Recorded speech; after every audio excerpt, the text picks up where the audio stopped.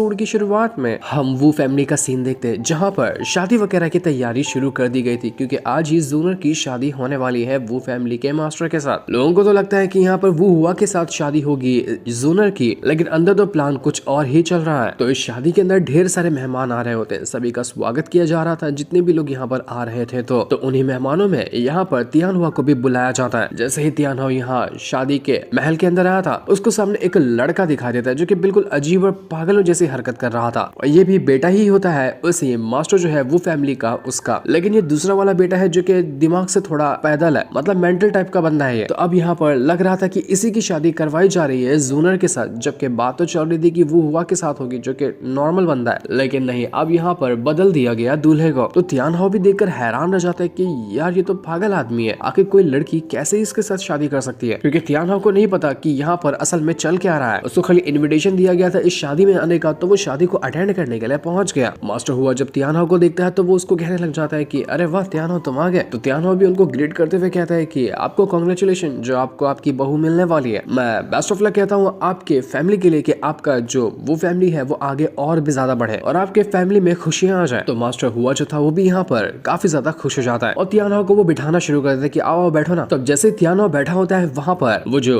शिमू के मामा होंगे उनका बेटा आ जाता है, जिसको उसके फादर ने खूब डांट लगाई थी। वो यहाँ पर आने के बाद तियानहुआ से कहने लग जाता है कि अरे तुम तो तियानहुआ हो ना, मार्शल डिसाइपल, जो कि बहुत ज्यादा फेमस हो इस पूरी की पूरी सिटी के अंदर। तो वैसे तुम यहाँ पर आकर बैठे हो, प्रैक्टिस करने नहीं जाना है क्या? तुम्हें डर नहीं लगता कि क्या पता कोई आगे तुमसे ज्यादा प्रैक्टिस कर ले और तुम्हारी पोजीशन को वो छीन ले, नंबर 1 रैंकिंग वाली। तो ये सुनकर तियानहुआ कहने लग जाता है कि अगर इस सिटी के अंदर तुम जैसे बंदे अगर भरे हुए होंगे ना, तो मेरे ख्याल में मुझे जिंदगी भर कल्टीवेशन करने की जरूरत नहीं है, तब भी मैं अपना फर्स्ट रैंक का टाइटल हासिल करके ही रखा रहूंगा। तो ये सुनकर उसको बहुत ज्यादा गुस्सा आ जाता है कि तेरी हिम्मत कैसे हुई जो तूने मुझे बेइज्जत किया। लेकिन उसको शांत कराने के लिए वहां पर वो हुआ आ जाता है और उसको कहता है कि तुम शांत हो जाओ और जाओ यहाँ से। इसके बाद वो हुआ तियानहुआ से कहता है कि माफ करना, मैं उसकी तरफ से तुमसे माफी मांगना चाहता हूँ। वो जिसको जब गुस्सा चढ़ता है ना तो कुछ भी कह देता है। तियानहुआ को तो यहाँ पर बड़ा गुस्सा आ रहा था कि मैं यहाँ शादी वादी में आना पसंद नहीं करता हूँ, लेकिन मजबूरी में बुला लिया गया इसलिए मैं यहाँ पर आ गया। तो अब जब यहाँ पर तियानहुआ बैठा ही होता है कि उसको सामने आता हुए नजर आता है शिमू। जैसे उसने शिमू को देखा था वो उसको देखकर हैरान रह जाता है कि यार ये बंदे को मैंने कभी देखा तो नहीं हूँ, लेकिन ऐसा क्यों लग रहा है कि मैं उसको अच्छे से जानता हूँ। उसके दिमाग में वही मास्क मैन नजर आता है जिसके साथ उसने फाइट की थी और उस टाइम वो शिमू ही था मास्क लगाकर। तो तियानहुआ कह रह जाता है कि कहीं ये वही तो बंदा नहीं है ना जिसको मैंने चैलेंज किया था कि बाद में मैं फिर से फाइट करने के लिए आऊंगा। तो अपने शक को कंफर्म करने के लिए वो शिमू के पीछा करना शुरू कर देता है ताकि उसके पास जाकर उससे ये बात कंफर्म कर सके। लेकिन जैसे यहाँ पर वुहान देखती है कि तियानहुआ शिमू के पीछे जा रहा है, वो बीच में आ जाती है उसके रास्ते के, जिस वजह से तियानहुआ का उसको धक्का लग जाता है। वो उससे माफी मांगने लग जाती है कि माफ करना, मैं गलती से आपके रास्ते के बीच में आ गई थी। तो जब तक कि यहाँ पर तियानहुआ का ध्यान भटका था तब तक शिमू जो होता है वो वहां से निकल चुका था। वुहान शिमू को बचाने के लिए ऐसा कर रही थी जिसमें वो कामयाब रही। तो ये देखकर तियानहुआ हैरान रह जाता है कि आखिर ये बंदा गया कहाँ, अभी तो यहीं पे खड़ा था। वो शिमू को आसपास ढूंढना शुरू कर देता है। इसके बाद हमें करीब 3 दिन पहले का सीन दिखाया जाता है जब पहली बार यहाँ पर वुहान को पता चला था कि दूल्हे को बदला जा रहा है। तो सबसे पहले ही वो ना चुपके से पहुंच चुकी थी वो फैमिली के घर के अंदर और उसने चप्पे चप्पे की निगरानी रखना शुरू कर दिया था कि किस तरह से जब सारे मेहमान भी वहां पर मौजूद होंगे ना, उनके बीच से भी जूनर को वहां से गायब किया जा सकता है ताकि जूनर को वो फैमिली के अंदर से बाहर निकाला जा सके और उसकी जिंदगी बर्बाद होने से बच जाएगी। तो ये वुहान शिमू के साथ मिलकर सारा का सारा प्लान बना रही थी और उनका प्लान पूरी तरह से तैयार भी हो चुका था। वो शिमू से कहती कि देखो शिमू, मैंने हर एक रास्ते को ना इस पे निशान बनाया जहाँ पर सिपाही कम होते हैं, जहाँ से तुम आसानी से अंदर जाकर जूनर को बचा पाओगे। तो प्लान को चलने के मुताबिक जैसे यहाँ पर शादी की तैयारियां हो रही थी, शिमू जो होता है वो अपना हुलिया बदलकर एक नया मास्क लगाकर अपने ऊपर आता है और वो चुपके से जा चुका था जूनर के कमरे की तरफ ताकि वो उसको यहाँ से बाहर निकाल सके। अब पुराना वाला मास्क नहीं लगाया क्योंकि तियानहुआ यहाँ पर मौजूद है तो वो उसको तुरंत ही पहचान लेगा, इसलिए नया मास्क लगाया था उसने। इस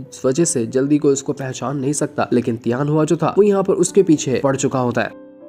वो कह रहा था कि मेरा शक जा रहा है ना कि पक्का ये वही बंदा जिसके साथ मैंने फाइट की थी, मैं इसको हाथ छोड़ूंगा नहीं, अच्छा मौका मिला है इसको कोने में ही दबोच लूंगा। दूसरी तरफ बेचारी जूनर जो होती है उसको तैयार किया जा रहा था शादी के लिए। वो बिल्कुल इमोशनल होती है, मजबूरी में आकर उसको ये शादी करनी पड़ रही थी, लेकिन अभी तक इसको यह नहीं पता कि उसकी शादी एक पागल से कराई जा रही है। दासी जो थी वो कहने लग जाती है कि देखिए मिस जूनर, जल्दी करनी होगी आपको क्योंकि लेट हो रहा है, मैंने कपड़े वगैरह रख दिए हैं, जल्दी से इसको चेंज कर लीजिए। पर तभी कमरे के अंदर आकर पहुंच जाता है शिमू। जैसे वो यहाँ पर आया था वो जो वो लड़की लड़की होती है दासी, उसको पहले वो अपनी पावर का यूज करते हुए स्टॉप कर देता है और उसके बाद जूनर को वो अपना चेहरा दिखाते हुए कहता है कि जूनर, तुम्हें पता भी है कि तुम्हारी शादी किससे कराई जा रही है? तो जूनर कहती है कि हाँ मुझे पता है ना कि वो हुआ है जिसके साथ मेरी शादी कराई जा रही है, जो कि मास्टर का बड़ा बेटा है। तो शिमू कहता है कि नहीं, तुम समझ नहीं रही हो, तुम्हारी शादी ना मास्टर के छोटे बेटे जो कि दिमाग से पैदल है, पागल है, वो उसके साथ शादी कराई जा रही है। तुम्हें अभी तक के नहीं बताया गया, जब शादी हो जाएगी ना उसके बाद तुम्हें बताया जाएगा। यही चीज के मैं बारे में बताने के लिए तुम्हें आया हूँ। बेचारी जूनर को तो सदमा ही लग जाता है कि नहीं, ऐसा नहीं हो सकता, इतना बड़ा धोखा वो मेरे साथ कैसे कर सकता है। तो यहाँ पर शिमू जो होता है वो उस दासी को वापस से पहले जैसा करते हुए कहने लग जाता है कि बताओ तुम्हें क्या क्या जानती हो तुम, झूठ कहने की कोशिश बिल्कुल भी मत करना। तो यहाँ पर वो लड़की दासी जो थी कुछ बताने को तैयार तो नहीं होती, तो शिमू उसको धमकाना शुरू कर देता है कि मैं काट कर रख दूंगा तुम्हें अगर तुमने एक बार भी और झूठ कहा, तो इसलिए बेहतर होगा कि सब कुछ सच सच बता दो। तब जाकर वो जो दासी होती है वो डर जाती है और कहने लग जाती है कि हाँ मैं बताती हूँ कि यहाँ पर जो शादी हो रही है ना वो छोटे बेटे से हो रही है, वो हुआ से जूनर की शादी बिल्कुल भी नहीं हो रही। मास्टर ने मुझे स्ट्रिक्टली कहा था कि मैं बिल्कुल भी पता लगने ना दूं जूनर को कि उसकी किससे शादी हो रही है जब तक कि शादी कंफर्म नहीं हो जाती, इसलिए मैं एनी टाइम जूनर के आसपास भटक रही थी ताकि उसको कोई शक ना हो। बेचारी जूनर को सदमा लग जाता है कि नहीं ये नहीं हो सकता, वो बिल्कुल घबरा चुकी थी। शिमू को भी समझ नहीं आता कि आखिर वो करे तो करे क्या। वो यहाँ पर खुद पहले पूछना चाह रहा था जूनर से कि जूनर तुम क्या करना चाहती हो, तो जूनर उससे कहती कि मुझे यहाँ से भागना है, क्या तुम मुझे यहाँ से भगा ले जाओगे? मुझे नहीं करनी है शादी, ये लोग मेरी जिंदगी बर्बाद कर देंगे, मुझे सिर्फ तुम्हारे पर भरोसा है कि तुम ही अब मुझे यहाँ पर बचा सकते हो। तो शिमू यही तो सुनना चाह रहा था। वो तुरंत ही जूनर को लेता है और वहां से भागना शुरू कर देता है। पर यहाँ पर मुसीबत कम नहीं थी, जैसे वो भाग रहा था वहां पर कोई आकर उसके ऊपर अटैक करना शुरू कर देता है। एक के बढ़कर एक करके वो अटैक करता जा रहा था और ये बंदा कोई और नहीं था बल्कि था तियानाओ। तियानाओ यहाँ पर आने के बाद शिमू से कहने लग जाते कि तू तो वही मास्क बने ना, अब मैंने कंफर्म कर लिया तेरी पावर को देखकर ना, इसलिए तो तुझ पर अटैक किया था ताकि तू इस अटैक को रोकने के लिए अपनी पावर का यूज करे। और अब मुझे कंफर्म हो चुका है कि जिसके साथ मैंने फाइट की थी तो वही बंदा है। मुझे लगा कि यहाँ पर तू किसी और काम के लिए आएगा, लेकिन तू तो यहाँ पर इतनी घटिया हरकत करेगा मैंने बिल्कुल नहीं सोचा था। तू तो दुल्हन को भगा कर ले जा रहा है, शर्म आनी चाहिए तुझे। मुझे लगा तू ज्यादा स्ट्रॉन्ग है, अच्छा कल्टीवेटर होगा, तेरे लिए मेरे अंदर रिस्पेक्ट थोड़ी सी थी, लेकिन सारी रिस्पेक्ट खत्म हो गई। अब मैं तुझे जिंदा नहीं छोड़ूंगा, इतना बड़ा अपराध कर रहा है तू। वो तुरंत यहाँ पर शिमू के साथ फाइट करना शुरू कर चुका था, लेकिन शिमू भी यहाँ पर उसके साथ लड़ने लग जाता है। दोनों के बीच में एक कमाल का बैटल शुरू हो चुका था। शिमू यहाँ पर उसको समझाने की कोशिश कर रहा था कि तुम समझ नहीं रहे, मुझे यहाँ से ना जूनर को ले जाना है वरना बहुत बड़ी गड़बड़ हो जाएगी। लेकिन यहाँ पर फिर भी तियानाओ कहने लग जाता है कि दुल्हन को चुराता है ये बहुत बड़ा अपराध है, तुझ जैसे को तो मार्शल कल्टीवेटर कहना भी नहीं चाहिए, तो मार्शल कल्टीवेटर कहना के लायक भी नहीं है, मैं तुझे जिंदा नहीं छोड़ूंगा, तू एक धब्बा है मार्शल कल्टीवेटर के ऊपर। वो यहाँ पर शिमू की जान लेने की कोशिश कर रहा था। तो शिमू कहता है कि ठीक है, तुझे यहाँ पर ना बात करके मतलब नहीं है, जो लातों के भूत होते हैं वो बातों से मानते नहीं, अब मैं तुझे छोड़ने वाला नहीं हूँ, आजा भिड़ ले फिर। तो वो तुरंत ही शिमू यहाँ पर अपनी पावर का यूज करते हुए तियानाओ के साथ फाइट करने लग जाता है। दोनों के बीच में एक कमाल का बैटल शुरू हो चुका था और जैसे बैटल की आवाज आ रही थी अंदर लोग देखकर हैरान हो जाते कि क्या हो रहा है, कोई लड़ रहा है क्या बाहर? तो मास्टर वो जो था वो कहने लग जाते कि नहीं नहीं कुछ पटाखे वगैरह फूट रहे होंगे, आप लोग बिजी रहिए ना शादी की तैयारियों में। वो जल्दी जल्दी शादी निपटाना चाह रहा था ताकि बाहर ये बात किसी को पता ना चल जाए, लेकिन वो अपने बेटे से जरूर कहता है कि वो हुआ जाओ देखो कि बाहर क्या हो रहा है, मेरा जो प्लान है ना उसमें कोई गड़बड़ी नहीं होनी चाहिए, पता नहीं चलना चाहिए जूनर को कि उसकी शादी किससे हो रही है जब तक की शादी कंफर्म नहीं हो जाती। तो हुआ भी कहने लग जाता है कि ठीक है फादर, मैं अभी जाता हूँ और देख कर आता हूँ कि क्या चल रहा है बाहर। लेकिन वुहान जो थी वो तुरंत ही वो हुआ को पकड़ कर कहने लग जाती है कि तुम कहाँ जा रहे हो, अभी तो दुल्हन के आने का टाइम है ना, तुम्हें तो यहाँ पर होना चाहिए, तुम साथ में दुल्हन को लेकर आना, मैं भी तुम्हारे साथ चलूंगी, तुम तो मुहूर्त को निकालते जा रहे हो। लेकिन वो हुआ कहने लग जाते कि देखो अभी सही टाइम नहीं है, मुझे बहुत जरूरी काम करने के लिए जाना है, तो तुम यहीं पे रुको, मैं अपना काम खत्म करके आता हूँ, उसके बाद तो मैं साथ में ले जाऊंगा दुल्हन को लाने के लिए, बस 5 मिनट रुक जाओ। लेकिन वो हाँ तो यहाँ पर उसको छोड़ने वाली नहीं थी, उसको वापस से पकड़ लेती है और कहने लग जाती कि नहीं मैं तुम्हें कहीं जाने नहीं दूंगी, मुझे तो लगता है कि ना तुम कुछ ना कुछ तो मजेदार चीज करने के लिए जा रहे हो और मुझे वहां पर नहीं ले जा रहे, इसलिए मैं भी तुम्हारे साथ चलूंगी, चलो हम दोनों वो मजेदार चीज करते हैं, कोई रस्म होगी या कुछ तो होगा तुम जिसको अकेले करना चाहते हो, तो मैं तुम्हें नहीं जाने दूंगी। वो उसको घसीट कर वहीं पे पकड़ चुकी थी। यहाँ पर ये देखकर वो हुआ को बहुत ज्यादा गुस्सा आता है, तो वो गुस्से में ही सीधा वुहान को धकेल कर गिरा देता है कि भागो यहाँ से, मैंने कहा ना मुझे जरूरी काम है। लेकिन जब यहाँ पर वुहान गिर जाती है तो वो उसको संभालने के लिए जाता है क्योंकि सारे लोग देख रहे थे कि आखिर ये वो हुआ कितना ज्यादा गुस्से वाला बंदा है। तो मामले को सुलझाने के लिए वो वुहान को उठाने की कोशिश कर रहा था, लेकिन वुहान तो अब यहाँ पर और सीन क्रिएट करने लग जाती है कि तुमने मुझे धक्का मारा, तुम्हें एक लड़की की रिस्पेक्ट करना नहीं आता, तुम कितने बुरे हो, जाओ मुझे तुमसे बात नहीं करनी है, आखिर मुझे तुम धक्का कैसे मार सकते हो, देखो मुझे कितनी चोट लग गई।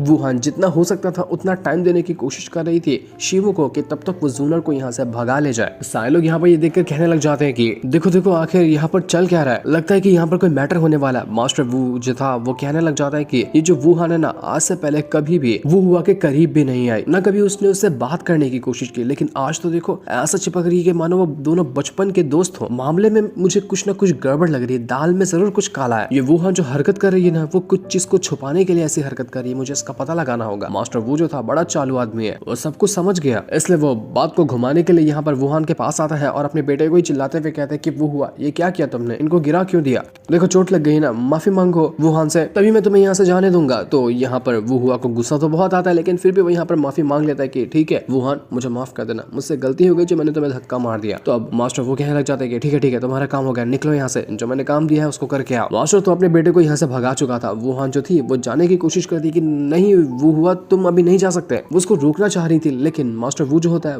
वो वुहान से कहता है कि नहीं तुम कहाँ जा रही हो, तुम रुको ना यहीं पे। वुहान बहुत हो गया, अभी जो कोई रस्म वगैरह शुरू नहीं हुई है, कुछ भी मजे करने के लिए नहीं जा रहा है वो हुआ, कुछ सामान लाने गया है, तो तुम उसके साथ क्यों जा रही हो, यहीं पे रुको आराम से। दूसरे वाले कमरे के अंदर सारी जो लड़कियां मेहमान है ना वो लोग बैठी हुई है, तो तुम क्यों ना वहां पर चली जाओ, वहां जाकर आराम करो तो अच्छा होगा। तो ये सुनकर वुहान कहने जाती कि ठीक है जब आपने ऐसा कह दिया तो मैं जाती हूँ। वुहान तो वहां से जा चुकी थी, तब तक कि वो हुआ भी निकल जाता है कोर्टयार्ड में जाने के लिए, ताकि देख सके कि वहां पर असल में फाइट किसकी हो रही है। तो जैसे ही वुहान जहाँ पर लड़कियां रहती है उस कमरे की ओर जा रही थी, तो उसके जाने के बाद मास्टर वो जो होता है अपने सिपाहियों से कहता है कि सिपाहियों मुझे लग रहा है ना कि आज कुछ तो कुछ गड़बड़ होने वाली है, इसलिए पूरी की पूरी आर्मी को तैयार रखो और हमारा जो महल है ना उसके चारों तरफ निगरानी पे लगा देना। मैं नहीं चाहता कि एक भी बंदा यहाँ से एक कदम भी बाहर निकाले। समझ रहे हो ना कि क्या कहना चाह रहा हूँ? तैयारी एकदम कड़क होनी चाहिए। तो वहीं पर वुहान जो थी वो यहाँ पर काफी ज्यादा टेंशन में होती है कि शिमू ठीक तो होगा ना, उसने काम किया होगा या नहीं किया होगा, मुझे तो बहुत ज्यादा घबराहट हो रही है। मुझे एक काम करना चाहिए, जाकर चेक करना चाहिए कि अभी तक के शिमू जूनर को लेकर भागा या नहीं भागा। इसके बाद हम कोर्टयार्ड का सीन देखते हैं जहाँ पर अभी तक के तियान हाओ और शिमू के बीच में बैटल हो रहा था। शिमू यहाँ पर अपने आप को बचाने की कोशिश करता और जूनर को लेकर भाग रहा था, लेकिन बिन बुलाया मेहमान ये तियान हाओ बीच में आकर उसको परेशान करने लग गया था। वो उसको छोड़ना ही नहीं चाह रहा होता है। वो यहाँ पर शिमू से कहता है कि देख शिमू आखिरी वार्निंग दे रहा हूँ, तू यहाँ पर जूनर को छोड़ और कल्टी मार ले वरना जान से मार दूंगा तुझे। लेकिन शिमू कहता है कि मुझे मारने से पहले तुझे अपनी स्किल्स दिखानी होगी कि तेरे अंदर जान भी है या नहीं जान है, क्योंकि मैं कोई नल्ला आदमी नहीं जो इतनी आसानी से तेरे हमलों से मर जाऊं। तो यहाँ पर वो तियान हाओ कहने लग जाते हैं कि ठीक है फिर ये तो टाइम ही बताएगा। वो दोनों यहाँ पर फिर से एक दूसरे के साथ फाइट करने के लिए तैयार हो चुके थे, लेकिन तभी बीच में आकर पहुंच जाता है वो हुआ जो अपनी पूरे कई सारे दोस्तों को लेकर आया हुआ था। अब तो मुसीबत और ज्यादा बढ़ गई। यहाँ पर तियान हाओ जो होता है वो तुरंत अपनी पावर का यूज करते हुए एक से बढ़कर एक अटैक करने की कोशिश करता है शिमू के ऊपर, लेकिन शिमू उसके हर एक अटैक का जवाब देता, वो उसको बहुत मारता है। जब यहाँ पर तियान हाओ पीछे हट चुका था तो यहाँ पर वो जो वो हुआ अपने साथियों को लेकर आया था वो सभी अब शिमू के ऊपर अटैक करने को तैयार थे ताकि वो जूनर को उसके हाथों से छीन सके। शिमू जूनर से कहता है कि जूनर तुम साइड हो जाओ, इनको मुझ पर छोड़ो, मैं इनको आसानी से हैंडल कर लूंगा। वो तुरंत अपनी पावर को एक्टिवेट करता है और जितने भी बंदे यहाँ पर आए थे उनके ऊपर वो अटैक करना शुरू कर चुका था। ढेर सारे लोग यहाँ पर आए थे, लेकिन एक ही पंच के अंदर उसने सभी को ढेर कर दिया और उसके बाद वो जूनर को लेकर भागना शुरू कर देता है। वो हुआ कहता है कि पकड़ो उसको ले जाने मत देना जूनर को, वरना सब कुछ गड़बड़ हो जाएगा। तो जितने भी लोग थे वो सभी पहुंच जाते हैं शिमू के पीछे ताकि उससे जूनर को छीन सके, लेकिन तभी बीच में आ जाती है वुहान जो यहाँ पर आने के बाद नाटक करते हुए सीधा तियान हाओ के ऊपर ही कूद जाती है। तो तियान हाओ जल्दी से उसको गोद में लेते हुए बचाता है कि तुम ठीक तो हो ना। तो वुहान कहती कि देखो मैं इस बार फिर से तुम्हारे ऊपर गिर गई, लगता है कि हम दोनों का ना किस्मत में ही ऐसा गिरना लिखा हुआ है। वो यहाँ पर वापस से तियान हाओ का टाइम बर्बाद करने की कोशिश करी ताकि वो शिमू के पीछे ना जा सके, क्योंकि बाकी लोग जो उसके पीछे गए वो तो नल्ले हैं, तो शिमू आसानी से उनको हैंडल कर लेगा, बस तियान हाओ को ही बीच में रोकना था। तो यहाँ पर वुहान तियान हाओ का टाइम पास कर रही होती है। वो कहने लग जाती है कि मैं भी जाती हूँ, कौन बंदा गया है दुल्हन को लेकर उसके पीछे। तो तियान हाओ भी उसके पीछे जाते हुए कहने लग जाते हैं तुम रुक जाओ, तुम्हें चोट लग जाएगी, तुम्हें नहीं जाना चाहिए। वो हुआ के साथी जो थे उनको शिमू कहीं मिलता ही नहीं, तो वो हुआ उनसे कहने लग जाते कि गधे के बच्चों कहीं के नहीं दिखा गया तुम्हें, वो जाओ और जल्दी से लेकर आओ जूनर को, पूरा जंगल खोद डालना है, एक भी जगह छूटनी नहीं चाहिए। लेकिन वुहान ने यहाँ पर सबका मस्त वाला टाइम पास कर दिया था। तब तक के टाइम मिल चुका था शिमू को, अब वो सीधा जूनर को लेकर साइड में हो जाता है। वो काफी दूर निकल कर आ चुका था, पर तभी कोई उसको ऐसा लगता है कि उसके पीछे पीछे आ रहा है, इसलिए वो अपना ब्लेड उठाता है और सीधा उसके ऊपर अटैक करने वाला था। लेकिन जब वो पीछे मुड़कर देखता है तो वो वुहान होती है जो भागते हुए यहाँ तक आ चुकी थी। तो शिमू तुरंत ही अपने अटैक को रोकता है, वरना तो वो वुहान को ही काट कर रख दिया होता। ये तीनों के तीनों काफी दूर आ चुके थे, उन्होंने फाइनली जूनर को बचा लिया आने वाली इतनी बड़ी मुसीबत से। शिमू जो था वो यहाँ पर जूनर को बताने लग जाते हैं कि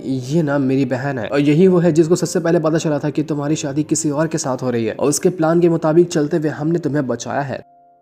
तो यहाँ पर जूनर वुहान का शुक्रिया करती कि तुम्हारा बहुत बहुत शुक्रिया जो तुमने मुझे बचाया। तो जूनर कहती कि अरे यार शुक्रिया की क्या बात है, ये तो मेरा फर्ज था, तुम ऐसा कहोगे तो मुझे शर्म आ जाएगी। वैसे सारी की सारी चीजें मेरे भाई की वजह से ही हो पाई हैं, उसी ने तो अपनी पावर का यूज करते हुए तुम्हें बचाया। यहाँ पर बेचारी जूनर अभी भी बहुत ज्यादा डरी हुई थी इस चीज को लेकर कि अगर यहाँ पर आज मेरी शादी हो जाती तो मेरा क्या होता, मैं एक ऐसे अंधेरे के अंदर जाकर कैद हो जाती जहाँ से बाहर निकलने का कोई रास्ता नहीं होता, किसी को पता ही नहीं चलता कि मैं यहाँ पर किस तरह से जिंदगी गुजार रही हूँ, क्योंकि ये लोग मुझे कहीं जाने ही नहीं देते। तुम लोगों ने आज मेरी जिंदगी बचा ली, ये एहसान रहेगा मेरा, इसलिए मैं रिस्पेक्ट पेश करना चाहती हूँ, प्लीज मेरे रिस्पेक्ट को एक्सेप्ट करो। तो यहाँ पर शिमू कहता है कि नहीं, आप कुछ ज्यादा ही सोच रही है, जब हमें पता चला कि ऐसा कुछ होने वाला है तो आपकी जगह कोई और भी होता ना तो भी हम वैसा ही करते, क्योंकि हम अपनी आंखों के सामने गलत होते हुए नहीं देख सकते। आखिर कितने घटिया लोग वो हो सकते हैं जो कि दूल्हे को ही बदल दे। तो ये हमारा फर्ज है कि लोगों की मदद करना, इसी के लिए हम यहाँ पर आए थे। वैसे अभी तक के वो लोग शांत तो हुए नहीं होंगे, वो लोग अभी भी आपके पीछे लगे होंगे ताकि आपको किसी भी हालत में ढूंढा जा सके। इसलिए मैं कहना चाहता हूँ कि अगर आप मेरे घर पे चलती है ना रहने के लिए तो आपके लिए बहुत अच्छा होगा, वहां पर आपको कोई भी नहीं ढूंढ पाएगा। मानता हूँ कि थोड़ा गलत कह रहा हूँ कि किसी पढ़ाई लड़की को ऐसे किसी और के घर में नहीं रहना चाहिए, लेकिन अभी सिचुएशन के हिसाब से ना यही बेस्ट लग रहा है। अगर आप कंफर्टेबल हो तो आप मेरे घर पर आकर रह सकती हैं, मैं आपको पूरी तरह से प्रोटेक्ट करने की कोशिश करूंगा। तो जूनर कहती है कि बिल्कुल जैसा तुम कह रहे हो ना वो बहुत सही है, मैं तुम्हारी बात मानने को तैयार हूँ। तो इसके बाद ये तीनों की दिनों काफी ज्यादा खुश हो चुके कि चलो आज का काम तो हो गया। वो तुरंत यहाँ से शिमू के घर की तरफ बढ़ना शुरू कर देते हैं, लेकिन जैसे ये लोग यहाँ से जा रहे थे वहां पर एक बहुत ही ब्रूटल अटैक आकर लगता है। ये अटैक किसी और ने नहीं किया था बल्कि किया था उसी तियान हाओ ने। वो अभी तक शिमू का पीछा नहीं छोड़ना चाह रहा था। वो कहता है कि दुल्हन चुराने वाला बंदा, मैं तुझे छोड़ूंगा नहीं, तू इतना घटिया है ना कि तेरी हरकत सुनकर मुझे शर्म आ रही है, घिन आ रही है मुझे। वो तुरंत यहाँ पर एक बहुत ही ब्रूटल अटैक तैयार करता है, शिमू के ऊपर करने की कोशिश करता है, लेकिन शिमू को यहाँ पर वो जो ब्लेड मिला था वो उसकी मदद से तियान हाओ के साथ फाइट करने लग गया था। दोनों के बीच में कमाल का बैटल होता है जहाँ पर तियान हाओ तो रुकने को तैयार ही नहीं, वो अपने सारे अटैक का यूज कर लेता है ताकि किसी भी हालत में शिमू को वो जान से मार सके। शिमू अभी भी यहाँ पर उसको समझाने की कोशिश कर रहा था, देख क्या तू पागल है, तू जब सच्चाई सुनता ना तो खुद यहाँ पर तू मेरी हेल्प करता है जूनर को बचाने के लिए, अगर तू सही इंसान होता तो, लेकिन तू यहाँ पर मेरी बात सुनने को तैयार ही नहीं है। समझ तो ले कि मैं क्या कहना चाह रहा हूँ, लेकिन तियान हाओ तो सुनने को तैयार ही नहीं। वो यहाँ पर अभी भी पागलों की तरह शिमू की बस जान लेने के लिए लगा हुआ था कि मैं तुझे छोड़ने वाला नहीं हूँ। वो दोनों इतने ज्यादा गुस्सा थे कि अभी यहाँ पर एक दूसरे को पटक कर जान से मार डालेंगे, लेकिन जैसा वो ये करने वाले थे बीच में जूनर आ जाती है और यहाँ पर उन दोनों को रोकते हुए सीधा बीच में आकर खड़ी हो चुकी थी। उसकी हालत काफी ज्यादा खराब थी, उसको चक्कर आने लग गए थे यहाँ पर लड़ाई देखकर। तो तियान हाओ कहने लग जाता है उससे कि तुम्हें शर्म नहीं आती, तुम्हें अपने इज्जत की परवाह नहीं है कि तुम शादी से पहले किसी और लड़के के साथ भाग रही हो, लोग क्या कहेंगे तुम्हारे बारे में। एक लड़की को तो सबसे ज्यादा अपने इज्जत की ही परवाह होती है ना, लेकिन तुम्हें तो ऐसा कुछ भी नहीं है। किस तरह की लड़की हो तुम, मैंने तुम्हारे बारे में कभी नहीं सुना। लेकिन जूनर कहती कि देखो तुम्हें गलत फहमी हो रही है, जैसा तुम सोच रहे हो ना ऐसा कुछ भी नहीं है। लेकिन तियान हाओ कहता है कि गलत फहमी, मैंने अपनी आंखों से देखा कि तुम दोनों का कुछ तो कुछ चल रहा है, तभी शादी से कुछ टाइम पहले ही ये आया तुम्हें बचाने के लिए, तुम दोनों का अफेयर चल रहा है ना, तभी ये तुम्हें भगाने के लिए आया हुआ था। जूनर कहती है कि मैं और शिमू बिल्कुल भी इनोसेंट है, हमारे बीच ऐसा कुछ भी नहीं चल रहा। शिमू ने बस इतना देखा कि यहाँ पर वो फैमिली जो है मुझे बहुत बुरी तरीके से ट्रीट कर रही है और वो मेरी जिंदगी बर्बाद करने की कोशिश कर रहे हैं, इसलिए वो आया मेरी हेल्प करने के लिए, इसके अलावा उसका और कोई इंटेंशन नहीं था। तो तियान हाओ कहने लग जाता है कि हेल्प, कैसी हेल्प, आखिर वो फैमिली वाले तुम्हारे साथ करना क्या चाहते थे। तब यहाँ पर जूनर सारी बात बताना शुरू कर देती कि यहाँ पर जब मुझे बताया गया था कि मेरी शादी हो रही है वू हुआ के साथ जो कि मास्टर वू का सबसे बड़ा बेटा है, लेकिन शादी के मंडप के टाइम उन्होंने ये प्लान बनाया कि वो दूल्हे को बदल देंगे और मेरी शादी उनके छोटे बेटे जो कि पागल है उससे करवाई जाएगी। तुमने तो महल के अंदर देखा ही होगा कि आखिर वो कैसा है। जब शिमू को उसके बारे में पता चला तो वो अपनी जान पर खेलकर यहाँ पर आया ताकि मुझे बचाया जा सके इस जिंदगी बर्बाद होने वाली सिचुएशन से। तो यहाँ पर तियान हाओ कहता है कि इसका मतलब तुम्हें नहीं पता था कि तुम्हारी शादी उस पागल के साथ हो रही है, तभी तो मैं सोचूं कि आखिर कोई लड़की उस पागल के साथ शादी करने के लिए कैसे तैयार हो सकती है, वो भी तुम जैसी लड़की जो कि एक रिस्पेक्टेड लड़की है। तो यहाँ पर वो तियान हाओ से कहना चाहती है कि अगर तुम जाकर किसी भी गुलाम से पूछोगे, किसी भी सर्वेंट से पूछोगे ना वो फैमिली के अंदर, तो मैं वो सच बता देगा, क्योंकि ये प्लान अभी से नहीं बहुत टाइम पहले से बनाया गया था प्लान। तो तियान हाओ कहने लग जाते कि देखो तुम जो कह रहे हो ना तुम्हारी बात में दम तो है, लेकिन ये सिर्फ तुम्हारे साइड की स्टोरी है, मैं कभी भी एक तरफ की कहानी सुनकर ना बात में यकीन नहीं करता हूँ। लेकिन हाँ अगर सिचुएशन अगर ऐसी ही है तो मैं तुम्हें अभी कुछ भी नहीं करूंगा, तुम्हें जो करना है वो करो, लेकिन मैं सच्चाई का पता लगा कर रहूंगा कि अगर सच में वो फैमिली ने इस तरह की हरकत करने की कोशिश की है ना तो मैं उनको छोड़ने वाला नहीं हूँ। जाते जाते वो शिमू से भी कहना चाहते कि शिमू अगर तू सच में इनोसेंट है ना तो इसका पता भी मैं लगा कर रहूंगा, लेकिन हाँ ये मत भूल जाना कि हम दोनों का बैटल होने वाला है, जो वो कॉम्पिटिशन आएगा उसके अंदर चाहे तू इनोसेंट हो या ना हो, लेकिन कॉम्पिटिशन तो तू जरूर मुझसे लड़ेगा, क्या कहता है। शिमू कहता है कि बिल्कुल मैं कॉम्पिटिशन लड़ने के लिए आऊंगा ना तुमसे, तो मैं उसकी फिक्र करने की कोई जरूरत नहीं है। तो तियान हाओ तो वहां से जा चुका था। तियान हाओ लगता तो सही बंदा है, समझदार भी है, वो आगे चलकर उतना बुरा नहीं होगा। वुहान यहाँ पर शिमू से कहना चाहती कि तुमने इसको जाने कैसे दिया, 2-4 टांग तोड़नी चाहिए थी ना, इसके मारना चाहिए था इसको, जब से परेशान करके रखा था तुम्हें इसने। इसके बाद हम ड्रैगन गैंग का वो जो लीडर था उसको देखते हैं, जो कि मास्टर वू के पास आया हुआ था। मास्टर वू से कहना चाहता है कि इस हफ्ते का हफ्ता कौन देगा? तुम लोग यहाँ पर मुझे पैसे कम क्यों देने लग गए हो? मैं ही हूँ ना वो जो कि तुम्हें इस बाजार के अंदर अपनी गुंडागर्दी करने देता है, तो तुम लोग का पैसे क्यों कम देने लग गए? तो यहाँ पर ड्रैगन गैंग का लीडर कहना चाहता है कि देखिए वो जो फॉक्स गैंग है ना वो बहुत ज्यादा स्ट्रॉन्ग बनता जा रहा है, उनके साथ कोई मास्क मैन है वो इतना पावरफुल है कि वो किसी को भी अपने सामने टिकने ही नहीं देता, तो हम यहाँ पर कुछ धंधा कर ही नहीं पाते, किसी को लूट ही नहीं पाते हैं, सब कुछ वो लूट कर चला जाता है, तो हम कैसे पैसे देंगे आपको? तो मास्टर वो कहता है कि मैंने तुम्हें कहा था ना कि कोई ना कोई तरीका निकालो ताकि उस मास्क मैन को जान से मारा जा सके। तो यहाँ पर वो जो ड्रैगन गैंग का लीडर था वो कहना चाहता है कि जहां तक कि मुझे खबर मिली है ना कि वो कोई और नहीं बल्कि शिमू है, वही रॉयल फैमिली वाला। तो ये सुनकर मास्टर वो जो था वो हैरान हो जाता है कि आखिर वो शिमू इस तरह की हरकत कैसे कर सकता है? वो लोग तो अच्छा खासा रॉयल फैमिली वाले, इतने बड़ी पोजीशन पे वो लोग मौजूद है, तो छोटी मोटी गैंग के बीच में क्यों टांग घुसा रहा है वो? तो यहाँ पर वो लीडर कहना चाहते हैं कि आप जो कह रहे हैं ना कि वो जो शिमू है वो रॉयल फैमिली से मिला हुआ है, लेकिन ऐसा वो नहीं मानता है, वो अपने आप को वहाँ का हिस्सा मानता ही नहीं, वो अपनी तरह से अपनी जिंदगी जीना चाहता है, इसलिए वो छोटे मोटे काम करके जो पैसे मिलते हैं उससे अपनी जरूरत की चीजें को पूरा करता है। ये सारी की सारी बात पता चली मुझे उससे कि जब 2-3 दिन पहले बाजार में मेरे गुंडे जो है वो घूम रहे थे ना, तो उनको दिखा दिया शिमू जो कि वही मास्क पहना हुआ था, उसने अपना मास्क उतारा और वो बात करने गया जिन फैमिली के वो जो लीडर का दूसरा भाई है ना उसके साथ। उनकी सारी की सारी बातों को मेरे साथियों ने सुना, इसके बाद ही मैं आपको बता पा रहा हूँ कि वो मास्क मैन शिमू है वो जिन फैमिली को अपनी फैमिली मानता ही नहीं। मुझे सारी की सारी डिटेल उसके बारे में पता चल गई, और ये हमारे लिए अच्छी खबर वाली बात इसलिए है कि अगर हम यहाँ पर शिमू को कुछ कर भी देते हैं ना, तो भी मुझे नहीं लगता कि वो जो जिन फैमिली है बीच में टांग घुसाएगी, क्योंकि ना शिमू जिन फैमिली को अपना मानता है ना जिन फैमिली वाले उसको खास इज्जत देते हैं। तो मास्टर वो उसे कहना चाहता है कि तुमने कुछ और खास बात नहीं सुनी क्या, कि असल में उनके बीच बात किस चीज को लेकर हो रही थी? तो लीडर कहता है कि ऐसा खास तो मैं ढंग से सुन नहीं पाया, मेरे साथियों ने बताया कि वो किसी शिमू का जो फादर है ना उसके बारे में बात कर रहे थे कि उसके फादर के साथ कुछ हुआ क्या नहीं हुआ, ऐसा ही कुछ बात हो रही थी, लेकिन ठीक से सुन नहीं पाया। तो यहाँ पर मास्टर वो जो था वो कहने लग जाता है कि ये शिमू ना बड़ा इंटरेस्टिंग बंदा लगता है, ये हमारे आगे चलकर बहुत ज्यादा फायदेमंद साबित होगा। एक काम करो, अपने आदमियों को इकट्ठा करो और इसके पीछे अच्छे से नजर रखना, इसके पल पल की खबर मुझे चाहिए। मैं भी तो देखूं कि अब ये शिमू और कितना बच पाता है मेरी नजरों से। उसने आकर शादी को गड़बड़ कर दिया ना, सीधा दुल्हन को लेकर भगा गया, लेकिन अब मैं उसको छोड़ने वाला नहीं हूँ। शिमू तेरा अंत करीब आ रहा है। तो यहाँ पर वो लीडर कहना चाहते हैं कि ठीक है मास्टर, जैसा आप कहेंगे मैं अभी जाता हूँ अपने साथियों को तैयार करता हूँ और शिमू की सारी जानकारी मैं आपको ला कर दूंगा जिस दिन को दिखाते। साथ ही ये वाला एपिसोड यहीं पर एंड हो जाता है। Thanks for watching.